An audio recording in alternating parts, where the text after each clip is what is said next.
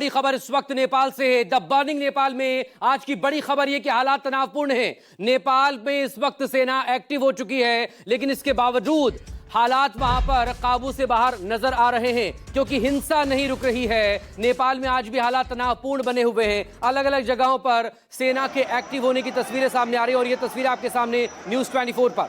तस्वीरें काठमांडू से, तस्वीरें नेपाल से, जहां पर सेना पूरी तरह से एक्टिव है। पूरी तरह से कल सुबह तक के लिए नेपाल में कर्फ्यू लगा दिया गया। काठमांडू पूरी तरह से सेना के हवाले है। लेकिन इस सब के बीच अलग अलग जगहों से जो हिंसा नहीं रुक रही है, उसको लेकर आर्मी चीफ भी सख्त है। सेना प्रमुख ने सख्त और साफ लहजे में कर दिया है, सख्त लहजे में यह साफ कर दिया है कि हिंसा किसी भी सूरत में बर्दाश्त नहीं होगी और खासतौर पर आज रात में हिंसा नहीं होनी चाहिए, वरना इसके गंभीर नतीजे भुगतने होंगे। सबके बीच काठमांडू में सेना ने कैदियों को घेर लिया है। अलग अलग जगहों से जो तस्वीरें सामने आ रही हैं, वो तस्वीरें दरअसल बताने को काफ़ी हैं कि कैसे अलग अलग जगहों पर कैदी जेल से भागने की फिराक में थे। कुछ कैदी जेल से बाहर भी आ गए थे, लेकिन सेना ने आखिरकार ऐसे तमाम कैदियों की शिनाख्त की। दिल्ली बाजार जेल से कैदियों ने भागने की कोशिश की। नेपाली सेना ने सड़कों पर पहुंचे तमाम कैदियों को घेर लिया और इन्हें फिर से जेल में पहुंचाया जा रहा है।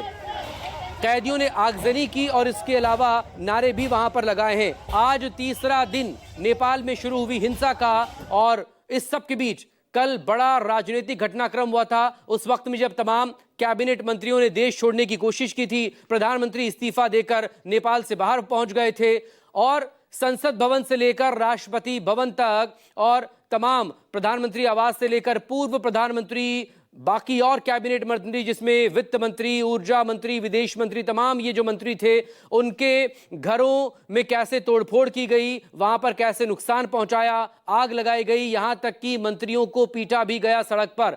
दो तस्वीर इस वक्त आपके सामने न्यूज 24 पर, जो बताने को काफी है कि दरअसल नेपाल में क्या हो रहा है। काठमांडू से अभिषेक मिश्रा इस वक्त हमारे साथ यहां पर जुड़ गए तमाम अपडेट के साथ। अभिषेक, आज तीसरा दिन जेन जी की इस हिंसा का, फिलहाल इस वक्त हालात क्या हैं? नेपाल में सरकार इस वक्त कहीं नजर नहीं आ रही, लेकिन ऑर्डर को रिस्टोर कैसे किया जाए, हालात काबू में कैसे किए जाए, ये एक बड़ा सवाल है। जी बता दें, आज हिंसा का तीसरा दिन है। आज हालांकि हिंसा सिर्फ दिल्ली बाजार में देखा गया है, जहां कैदियों को सेना ने घेर लिया और न भागने की नसीहत दी, लेकिन फिर भी उन्होंने आगजनी कर नारेबाजी की। लेकिन बावजूद जो है सेना मानने को तैयार नहीं है। हर एक इलाके में जो है अभी भी कर्फ्यू जारी है। Abhishek please complete. Front camera on ही है।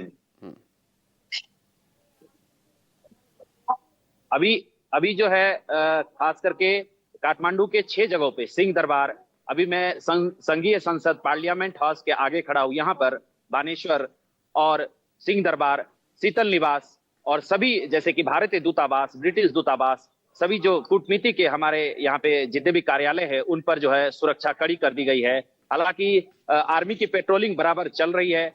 मौजूदा जो हालात है वो अभी तक जो है सो भयावह ही दिख रहा है। कहीं ना कहीं जो है सो किसी न किसी कोने में कहीं कोई आग न सुलग जाए, इसके लिए पूरे मुस्तैद है सभी जो सुरक्षा एजेंसी है, जैसे कि नेपाल आर्मी हो गई, नेपाल आर्म पुलिस फोर्स हो गए, नेपाल प्रहरी, अब सभी लोग जो है सो तैनात है सभी इलाकों में और माहौल को नियंत्रण करने में लगे हुए हैं।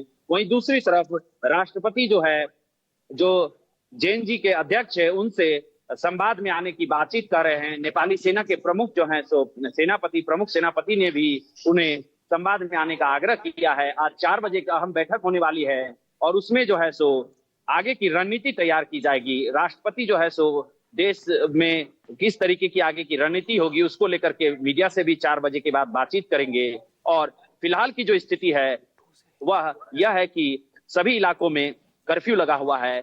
मामले को शांत कराने के लिए प्रशासन जो है सो अलग अलग इलाके में जो है सो लॉकडाउन कर रही है, जो है सो बाउंडिंग कर रही है। लोगों को, आवश्यक लोगों को ही, जैसे एम्बुलेंस हो गए, पत्रकार हो गए और ऐसे कुछ आवश्यक लोगों को ही परिचालन करने के लिए सड़क पर दिया जा रहा है। और आज शाम 4 बजे के बाद जो है कर्फ्यू को हटाया जाएगा और बातचीत के बाद ही कुछ जो है सो निराकरण निकलेगा। लेकिन दूसरी तरफ जहां जैन जी के अध्यक्ष का कहना है कि हम तभी बातचीत पे उतरेंगे जब सरकार विघटन होगी, जो डिसॉल्व होगी, गवर्नमेंट डिसॉल्व के बाद ही हम बातचीत कर पाएंगे। जी अभिषेक बने रहेगा जी, मेरे मासूद। साथ, लेकिन इस वक्त